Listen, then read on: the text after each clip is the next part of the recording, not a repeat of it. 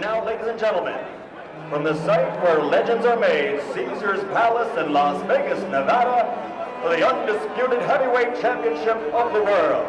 Introducing first, fighting out of the red corner, wearing their white trunks with red trim and weighing in at 233 pounds. Ladies and gentlemen, from Easton, Pennsylvania, the challenger, former heavyweight champion of the world, the Easton Assassin, Larry Holmes!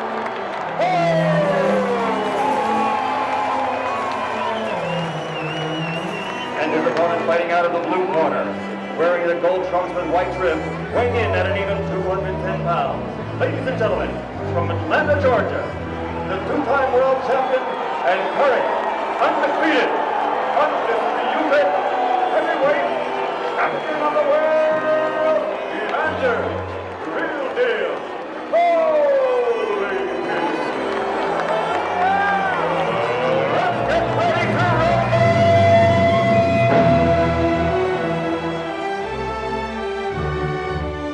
In one night, a man can make $20 million in boxing, or he can lose his life in boxing. I've seen 3 men die in front of me. Seen them carried out of the ring, and the next fight go on. It's like war, and war is a business. War is a very profitable business. Once you've seen that, you understand that it's very little difference in that and the Roman Colosseum. No difference, except perhaps the rate of exchange. It's a very tough business. It's sort of the law of the jungle, where the most fit survive. It is business and the free enterprise system at its best and at its worst. It is uncontrolled mayhem and confusion. And he who is best able to handle the mayhem and confusion normally exceeds best. This isn't just a fight. This is the fight for the heavyweight championship of the world. It's worth $50 or $60 million, and not only the heavyweight championship, just the position it gives you in the industry. And that's a tremendous risk. Somebody asked me, do I bet on fights? I said, I bet a lot more than anyone else I can imagine. When you got the heavyweight champion of the world, you got a 400-pound gorilla up there. You are the boss of boxing. Dan is very smart because he looks forward. Many people in boxing look a piece at a time. Dan is already thinking about the next couple of years. The business of boxing is like a chess game. It's moving deals around, it's moving pieces around. And Dan is very good at moving those pieces a year out. To be the promoter of the heavyweight champion of the world is a great thing to have in boxing. And he has been operating on the basis that he is the promoter of the heavyweight champion of the world. If as I hope tonight, Larry Holmes beats Evander Holyfield, when Dan wakes up tomorrow morning, he will no longer be the promoter of the heavyweight champion of the world, and that's a big difference.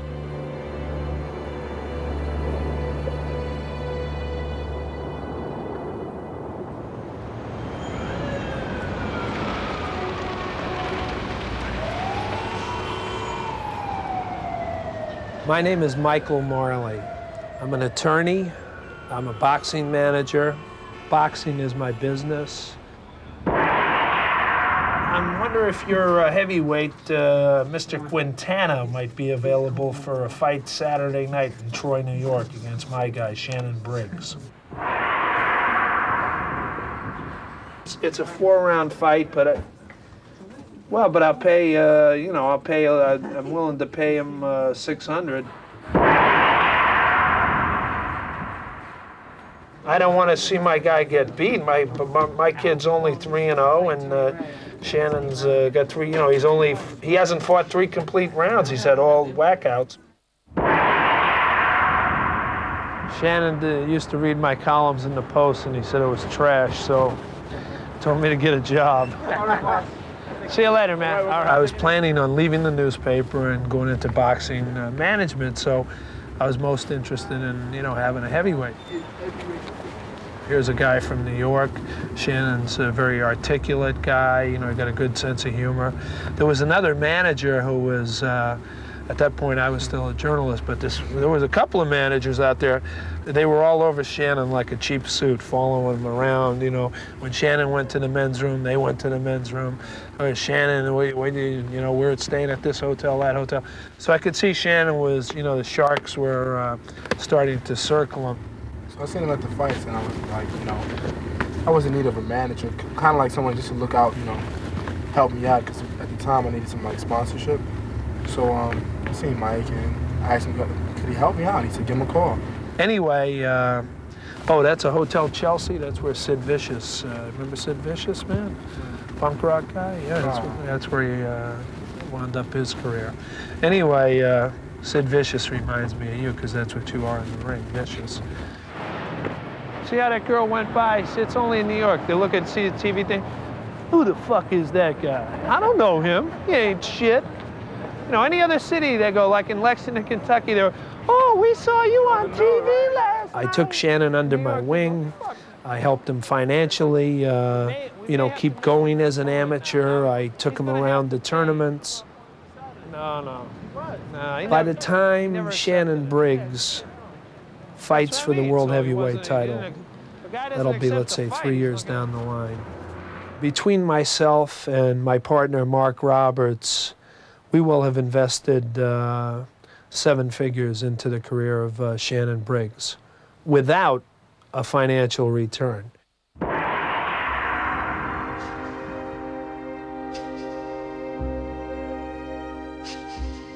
I think Mike Marley is one of the most reprehensible people in a business, i.e. boxing, that attracts an unusually high percentage of reprehensible people.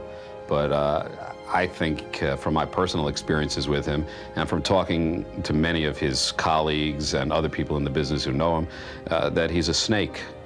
Michael Marley was a writer, boxing writer, and a good one. He worked for the New York Post for years. We sat and watched many a fight together. And I think he went on to law school. Little did I know that Mike planned on getting involved, but it was really kind of a smart move on his part, I think, because he was looking around at these other managers and promoters, and he was saying, hey, if these people can do it, why can't I? Now, I don't know if he's become cynical in any way or jaded in any way. I think you have to lose a little bit of your humanity to get involved with it at that level. I went head over heels for boxing because of one person. His name was Cassius Marcellus Clay. But of course, then he became Muhammad Ali. I called Shannon up. I said, you know what you're gonna do Tuesday? He said, I'm gonna get up, I'm gonna run, I'm gonna go to the gym. I said, anything else? He said, not that I know of. I said, how about meeting Muhammad Ali? He said, get out of here. He says, don't even joke around like that. He says, if you're not serious. I said, Bobby Goodman's got Muhammad Ali coming in the Garden. I was such an Ali fan as a young guy, and I had a fleeting career as an amateur boxer. Float like a butterfly, sting like a moth was my motto. I started a fan club for him when I was a young guy, and I started imitating. I started doing, you know, float like a butterfly, sting like a bee. Your hands can't hit what your eyes can't see. Anyway, Ali said to me, are you a little white boy or are you a little colored boy? I said, would that make a difference to you? He said, no, not really. You remember him? How you feel? Of all time. Of all time. Champ. Shannon's 3-0 heavyweight. He was national amateur champion. Would have been in the Olympics, but he hurt his hand. He can go. It's out.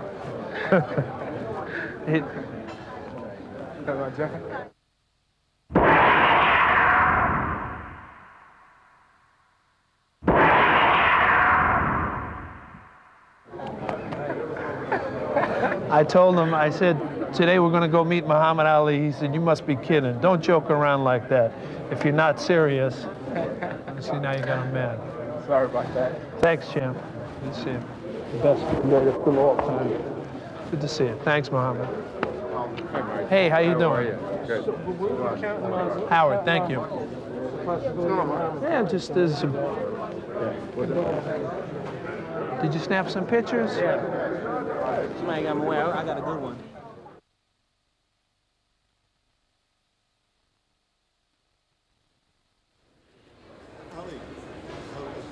Oh, we got highlights. That's the one. That's the one. You like that?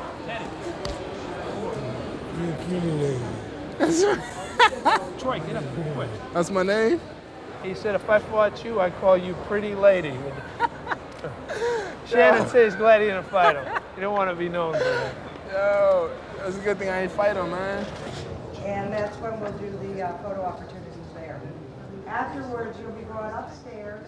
I believe that he felt as though him being Muhammad Ali, he owed it to the people to come back as many times as he did. You know, they say boxing is addictive.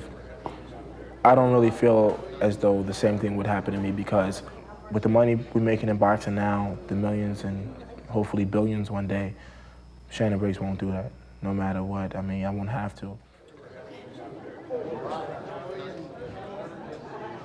Yeah, I know, it's bad. Yeah, Shannon. Attorney? Dick Schaap, ABC, Shannon Briggs. Nice to meet you. This is Richard Lapchick. Whatever form of entertainment, you have to build an aura, you have to build an image. That's what we're doing with Shannon Briggs. These things don't happen by accident. They're by calculation and by design. And it's all primed to build up the legend of Shannon Briggs. The gold teeth. If Shannon Briggs becomes a multimillionaire, I'll become a millionaire. If Shannon Briggs becomes a multi-jillionaire, I'll become a multi-millionaire. My success is tied to his.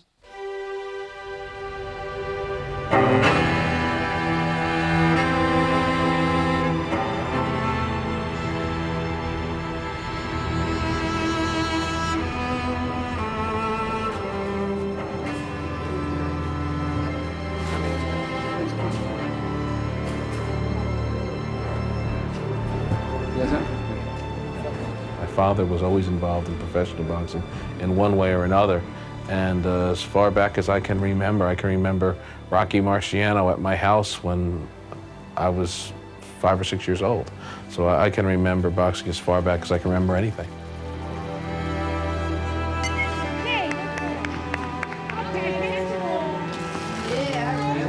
Did you get your hot dog? I remember getting a Christmas present, a toy, when I was 7 or 8 years old, really loving it, and then like the next day looking for it and I couldn't find it, and my father had taken it and given it to one of his boxer's kids because his boxer couldn't afford presents for his kid.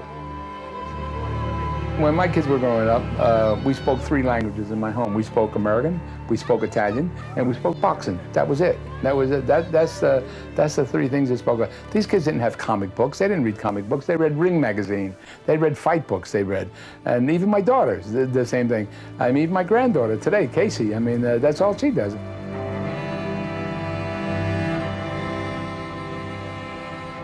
When you turn pro with Lou Duva, you don't just turn pro with Lou Duva.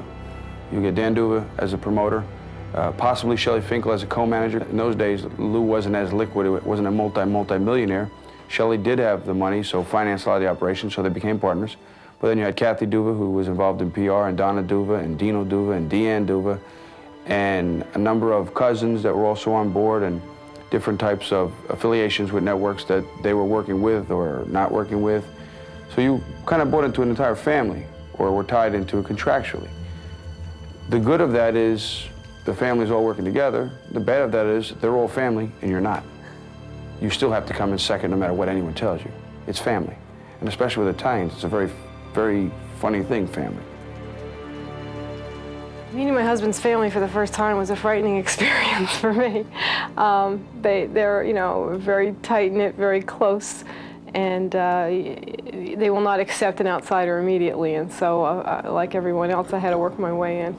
Once they do accept you, however, you're totally accepted and there's never any doubt. Yes, it's a law. I tell everybody, I got two families. I got a blood family, so my daughters, my sons, and then I got a fistic family with all my fighters, and they mesh with each other.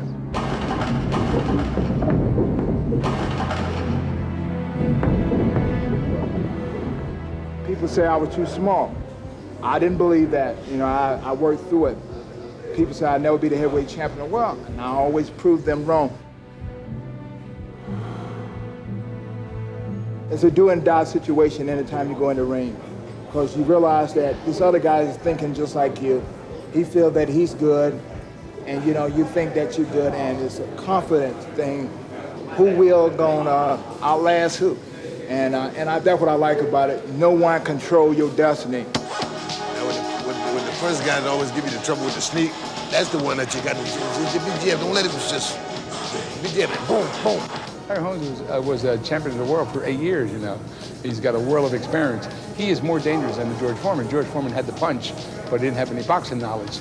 Yeah, no matter where you hit him, just to be jamming. We're going to have to take his experience away with physical damage, and that's what I intend doing from the opening bell.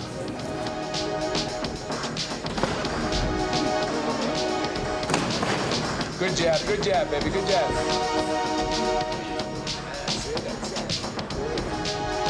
The last week I always wish it was over, because you've trained hard for 2 months and you always hope that nothing goes wrong, a hand injury, an eye injury, twist an ankle or something like that, and everything goes down the drain.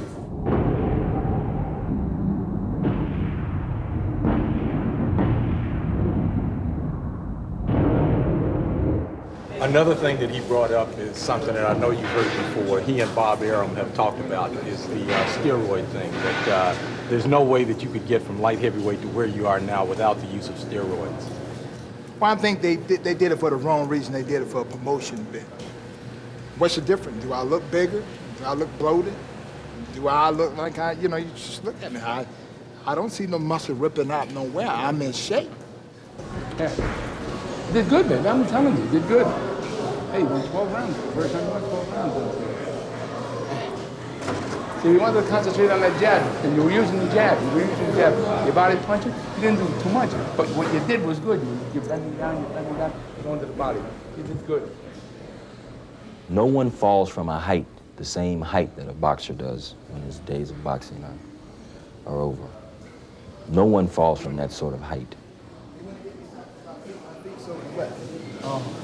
That's why you might have too much water. You have to understand, a boxer is coming from the lowest dregs of society, 9 times out of 10. And then he reaches the absolute pinnacle of society. A fine English fighter, former champion, named Randy Turpin, who had a tremendous boxing rivalry with Sugar Ray Robinson, once said, "What's worse?" He asked Ray, "What's worse, Ray, being a has-been or a never was?" And then Randy Turpin committed suicide.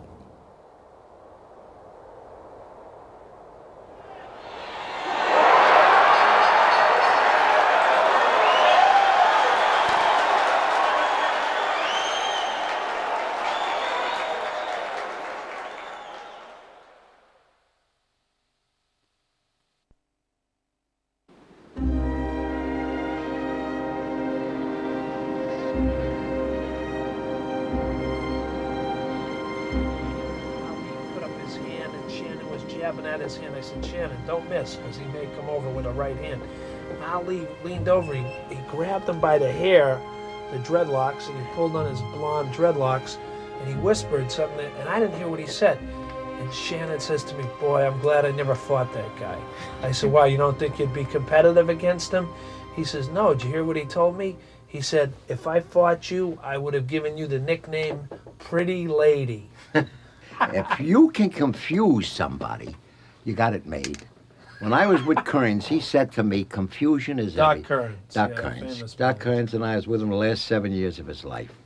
And he said to me, you got to understand things. These are not lies that are being told. These are tales. You always call it a tale. You don't call it lies. And if you succeed in confusing people, you got it made in boxing. Who told you that Randy wouldn't approve the opponent? Ruby did. All right. Well, let me try and get her. I don't. Maybe he gave her a reason. I don't. I know he's down on these guys from New England, but this guy's no certifiable bum. Randy Gordon, the commissioner, has rejected the opponent, and I guess I'm gonna try and get a hold of Randy right now. Mr. Randy Gordon, my favorite commissioner. I understand. I understand. Hey, Randy, let me tell you the situation, and then, I understand you're trying to keep out these the stiffs from New England. 5'11", 195. He's fought one professional round. Randy, if I could find someone better, I would accept almost anybody. But getting somebody at the 11th hour, etc. I've searched New York State and New Jersey, high and low, and we're not looking for a total tomato can or a complete stiff. I'm just really, Randy, I don't want to completely have the knee pads out, but I'm looking for a solution. I was going to pay the medical exams too. If you have any suggestions, I know you're not, the matchmaker, you're the commissioner. Quite frankly, Randy, we want a competitive guy, but okay. All right, you'll give him a visual once over, and I'll have him at your office, 9 o'clock? Randy warned me that there's a good chance, if he doesn't like the looks of the guy, he's going to ship him home, and there'll be no fight.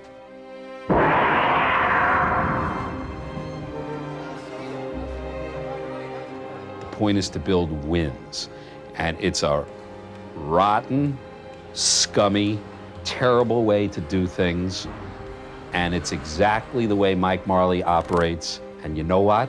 It's exactly the way I operated as a manager. I was no better than Mike Marley on that level, and no other manager is. It's the nature of the business, and it's wrong, and you still have to do it, because there is no other system. I make no bones about it. We do plunder a few graveyards here and there, and we find some barely breathing corpses. That's the time-honored or time-dishonored tradition. And any manager who tells you otherwise is certifiably insane.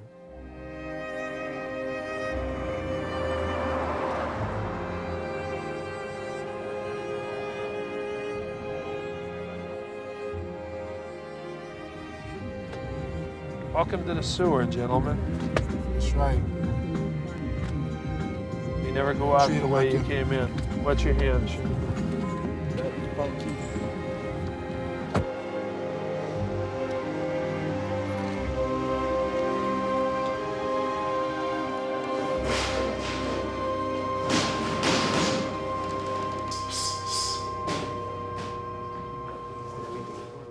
Time.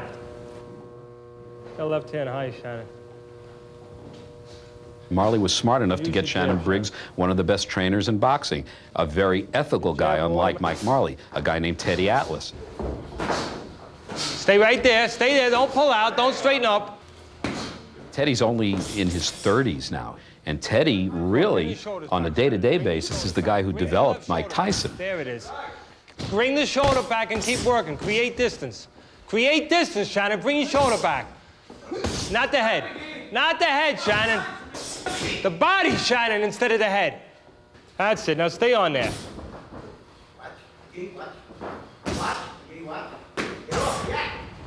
All right, easy, easy, easy.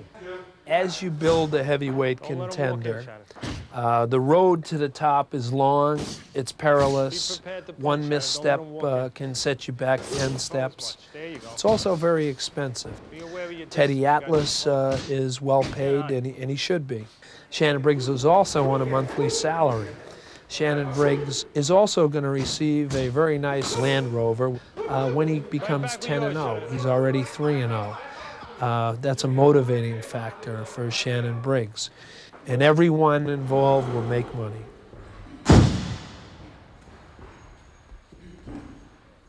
young man, but hopefully a man. You stop this crap when I tell you not to run to run. You stop this not showing up on time, making your appointments. You make your damn appointments. You hear me? Yeah. Because I'm not going to be involved with someone who's not going to do that. You know why?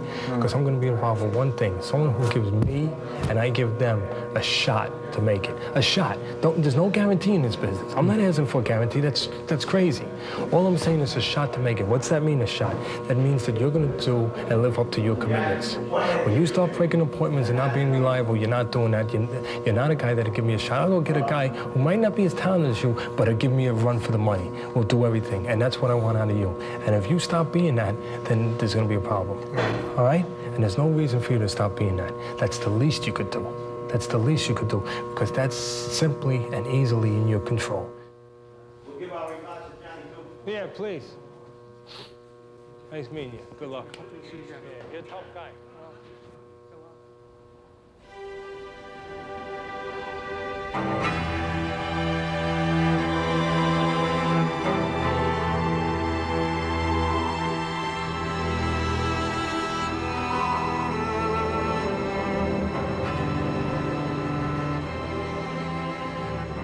Boxing has helped make Las Vegas what Las Vegas is. They get the very, very best that this sport can offer. The heavyweight championship of the world. Not only do they get it, it's expected that it will be held here. Welcome to Caesar's Palace, the most spectacular casino resort in the world. And welcome to the most colossal slot empire you've ever encountered. There's a lot of people betting on this fight. When I first heard that it was taking place, Evander Holyfield, a 7-to-1 favorite. That price right now is down to 5-to-1. People are betting Larry Holmes. A lot of people feel that he has a legitimate chance to win, you know, and regain the heavyweight title. And I foresee that continuing. We've taken some pretty good substantial bets, $10,000 and $20,000 wagers early on Larry Holmes. Would not surprise me to see some $50,000 or $100,000 wagers bet, possibly on both fighters.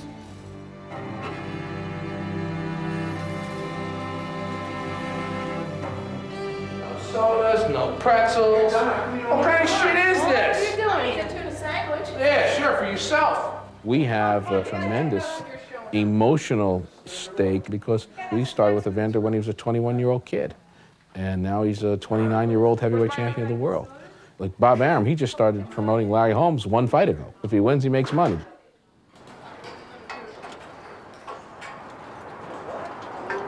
Caesars has guaranteed us $5.5 million. Then there's the foreign rights, about $2.5 million. There's the closed circuit television. That accounts for another $2 million. The biggest revenue stream is on pay-per-view television, between $44 and $50 million. Holyfield gets $18.5 million, and Larry Holmes $7 million. The celebrity interview location is going to be down over here. What we've asked them to do is, once the canopy and lighting trusses are in place at the proper height, is to mount their lighting.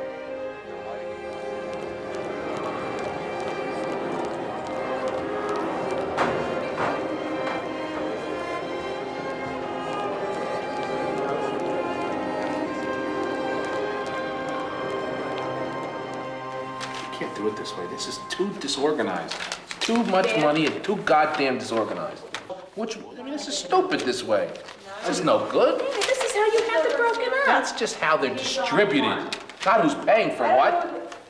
That's one of the ones? Fine, I'll take what you made and then to make a list. That's what you should do. Change the amount, though.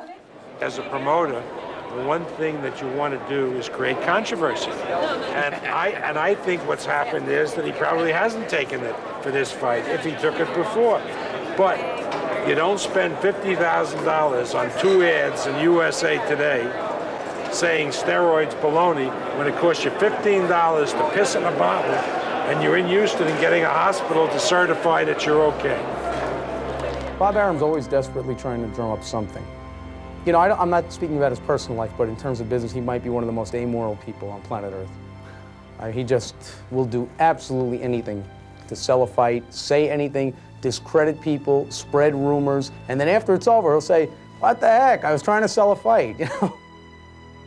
Bob Arum is very, very insensitive to boxers. Oh, he loves them as long as they're making him a couple of bucks. But the minute they're out of grace, it's like a tissue, throw it away and move on. He once said this to me: "Butch, you have a tendency to fall in love with the boxers. And boxers come and go. We can do what we do until whenever we want to retire. But the boxers, don't fall in love with the boxers." Jesus, ba.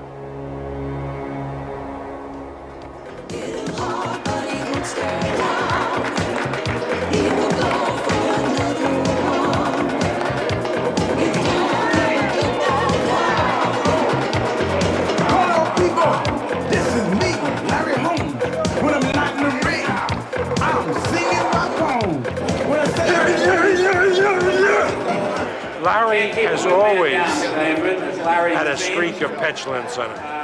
I think Holmes now is a better fighter than Foreman was when he fought Evander. The problem was that nobody likes Larry. I call myself the Eastern Assassin. And for years I didn't live up to that name. But now I'm back. Ow! Oh! Oh! Woo! I gotta do this. Come on. Get off me, Holyfield. Walk to him, touch your glove, touch that one, touch that one. 50!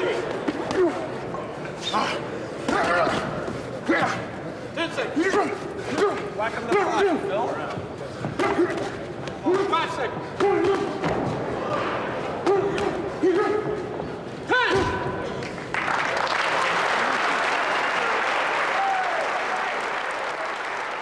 Come Friday night, y'all gonna be shocked at what this old man's gonna do.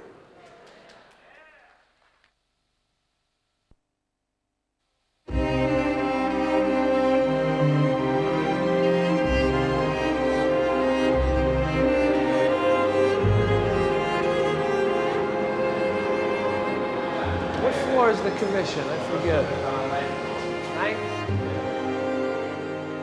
Opponents in boxing are a very valuable commodity. Their job is to lose. Does that mean the fight's fixed? No. They don't have to be fixed. If you get the right opponent, it's de facto fixed, you know? I mean, these guys don't have a prayer of winning. And everybody did it. I did it. Mike Marley's doing it. Jim Jacobs and Bill Caton did it with Mike Tyson. I mean, some of those people that Tyson fought in his early fights, as good as Tyson was, they were barely breathing.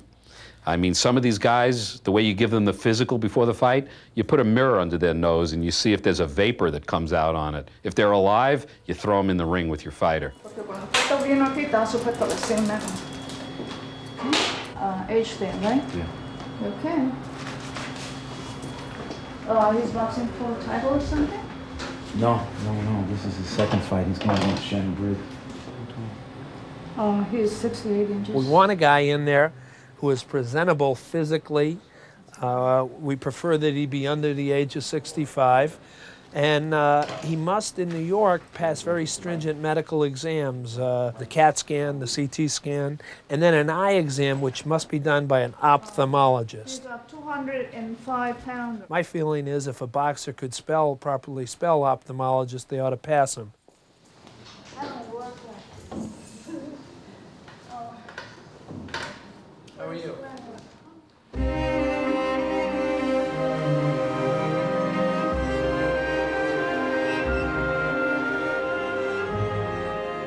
Hey, everything all right? Yeah. Medically, you're okay? The head, cabeza es bueno? Yeah. Corazón es bueno? Yeah. Perfecto, perfecto. Thank you. Mucha suerte, but not too much suerte. And now, my good friends, introducing the principals. First in the blue corner. Give me 50 of those, 50 of these. That would be great to give out to fans. Let me hold on to those so I can blow them up. Yeah, look at that. That's great. Ollie's making the right face. Yeah. Now I'm getting 100 of every one, and we're getting 8x10s, 5x7s. I know you'll be handing them out in the airport. Is that what? That's the one that pretty lady shot. Which one is that? That one I got to get in Jet magazine. That's definitely for Jet. Let's see this one. Hairstyle. That's where he said, if I fought you, I would have called you pretty lady. It's great, man. I got a guy called me today on it. Shannon Briggs' purse will be $500. Shannon already is starting to scare so many potential opponents away that we're paying the opponent more than we're paying Shannon Briggs. Take this, and then I'm giving you the so that'll be 100. So after the fight, you'll have 550 coming, right? 6. No, I'll give you 100. Right, and you told me you give me. I told you I'd give you 650 total. No, you told me you give me the 6 plus 100. All right, make it 7. Your guy's gonna put up a fight, right? Yeah. He's gonna throw punches. He's gonna fight hard. That's what we're here for. All right, Cisco. You find the opponent, and you pay his plane fare, you pay his hotel bill, and then you pay his purse. And that's the price of doing business, and the goal, the reward, is the pot of gold at the end you're hoping for.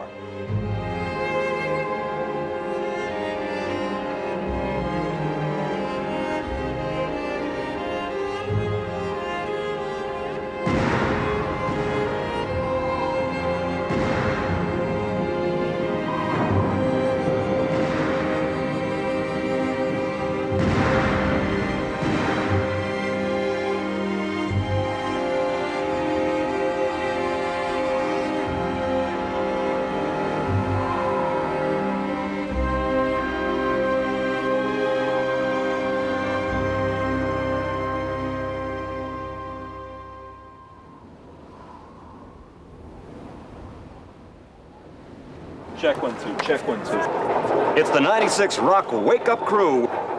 Let's get ready to rumble! That's great. That's great. And one more rumble for TV, and then I'm out of your hair for the rest of your life. Do keep this one down. For Eyewitness News in Atlanta, Georgia, let's get ready to rumble! Bob, listen, get going. Get after that media a little bit. Tell him that he really didn't use strength. You were just trying to get everybody. But one thing, when Larry knocks out Evander, tonight, I'm not going to say I told you so. Okay, thanks, Bob. Bob Arum. He's in real good spirits, good spirits, strong.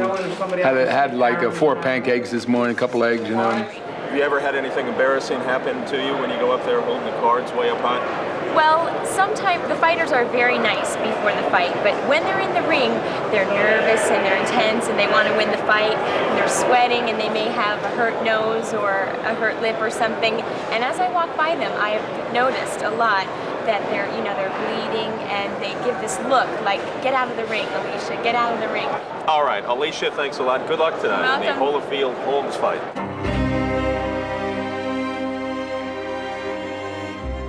This is D-Day. This is the day of the fight. We're at the, going into the weigh-in. As much as this monster is gonna weigh, he's growing by the day. Shannon Briggs, I must admit, is a little bit under the weather. Shannon's got some congestion in the chest area, but he'll overcome that. He'll be ready to fight. So let's get ready to rumble. Santos, 196. A good weight.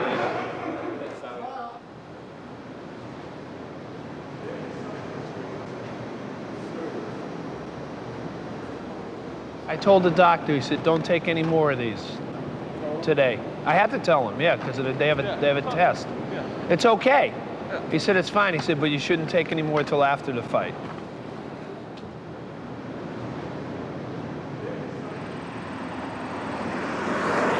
Your imagination has a lot to do with this thing we call fear. And your imagination is really taxed and really used when you're waiting to get ready for a fight. Because the hours before is nothing but imagination. And it's uncontrolled imagination sometimes. What could happen? And the things that could happen are always imagined as worse than the reality of the doing. you need your rest. If you know, it's like burning in at both ends. You got to get your rest. So when you get back, you get on a program, a schedule where you're getting your right rest, and you're not going out doing all these other things at night. You'll be in the house, you know, resting. Bless you. Sorry. It's all right. Just want to make sure you walk far enough to let the food digest a little.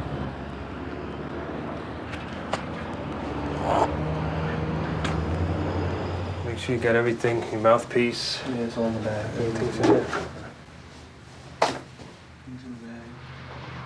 Go over a couple. What may say it in the dressing room, but you're going to be able to beat him to the punch. If he throws anything wide before he closes the distance, beat him to the punch with something short or something straight. All right? Yeah. That's it, you're all set. Let me just get my stuff, we'll go.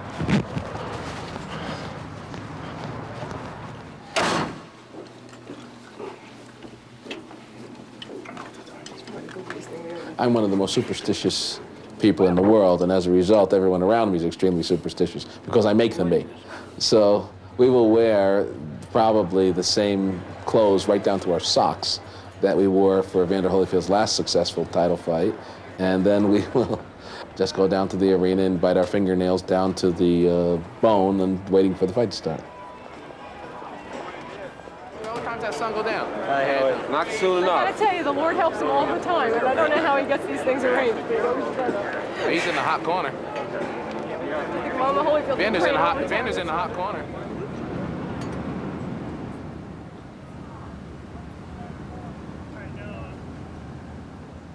Hey, Doc.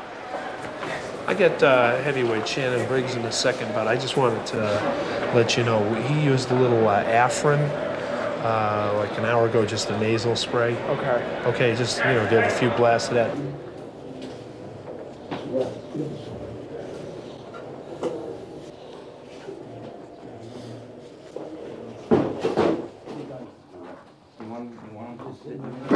All I'm saying is, he doesn't want it to be embarrassing. That's why I understand that. So, but I'm telling you what to say to him. Yeah. I know what to say to him. I told him again. What? I said, we'll get the guy out of there Yeah, in the it first will look round. bad. And I don't want to talk so openly, but I told him, I said, it'll be a one-round fight. And the guy will get hit. And, it's not going to be. Can't go last, that's all. I understand. That's what I told him. So, as long as the fans see a good fight, that's what matters. We care about the fans, right, Tom? Fuck the fans. Sit all the way? Yeah. Hold it against my stomach front. Push a little bit. That's it. Hang on.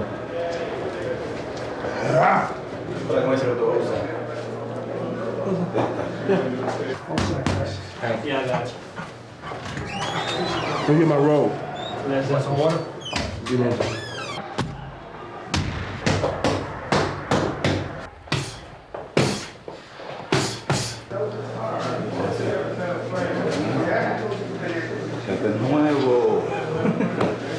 Good to go. In a way, you're fortunate. You know what I mean by that? You're getting a chance to do it without that kind of caliber opponent, but with the conditions, you being handicapped in different ways. So you're gonna have to act like a real pro. I got you, So this is man. your first test of being a pro. Be a pro. It's a nice roll. Nice color. Yeah, it's nice design too. Who made that? Let's go. Let's go. Oh, I see. Let's go. Briggs. Yeah.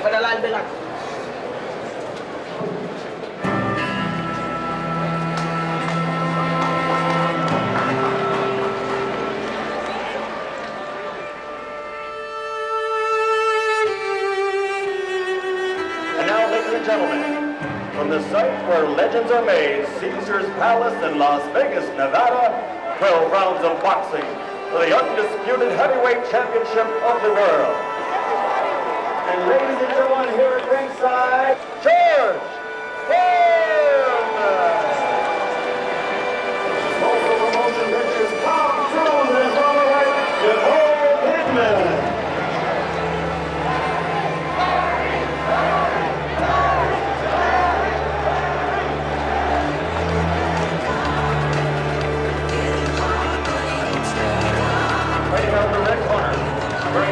belts with red trim and weighing in at 233 pounds, the challenger, Marley.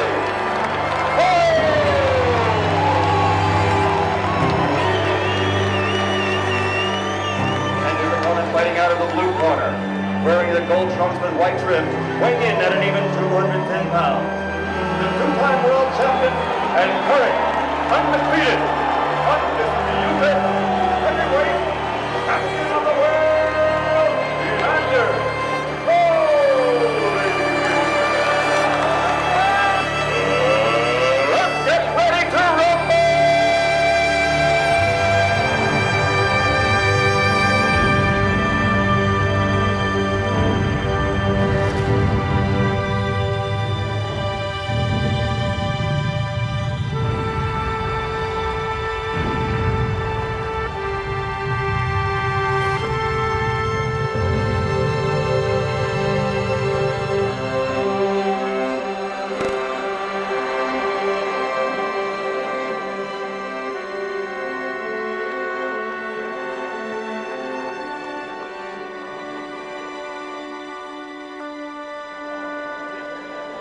We'll take care of business now, like a pro, all right? Everything's right. It's nice and cool in here. You'll be ready. Should be nice and awake now. Come on, let's go.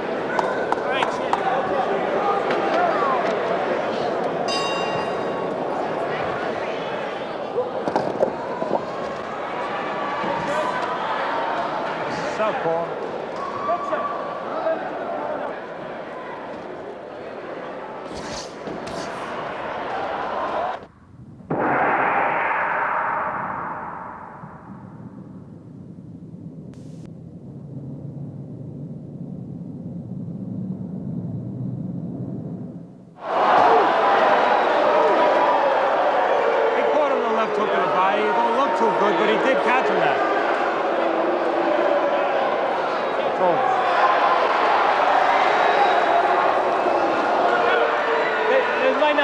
But you caught him the left hook in the body. I mean, I wish we got more time to work. A little bit more, you know what I mean? But you hit him with that left hook in the body, and the main thing is you threw the right punches. It's a body shot. That's all right, Shannon. Good job. Look, get him out of it. Look, I don't say good because you beat a guy like this. I say good because you were sick and you acted like a pro. You went out there with the right attitude. You took another step in maturity. 3 seconds remaining. Larry Holmes coming on strong in the 11th and 12th. Both looking for one big punch. And now Holyfield backs off. It's Holmes who runs Holyfield off the rope. And Holyfield ends bleeding, and the two of them, well, finally Holyfield the one to put an arm around Holmes. For the scorecard, the winner by unanimous decision, and still the undisputed heavyweight champion of the world, Evander Holyfield. People say, they look at promoters and managers and stuff, they say, oh, he's not a nice person, or he's suspect, or he's morally questionable. But that's like cannibals discussing table manners. There's that basic part of every person that wants to see someone defend themselves or see someone stop someone else. And we prey upon that, actually, the people that are all around boxing, the writers, the managers, the promoters, the seconds, some of us with less blood on our hands than others, but all a little bit bloody.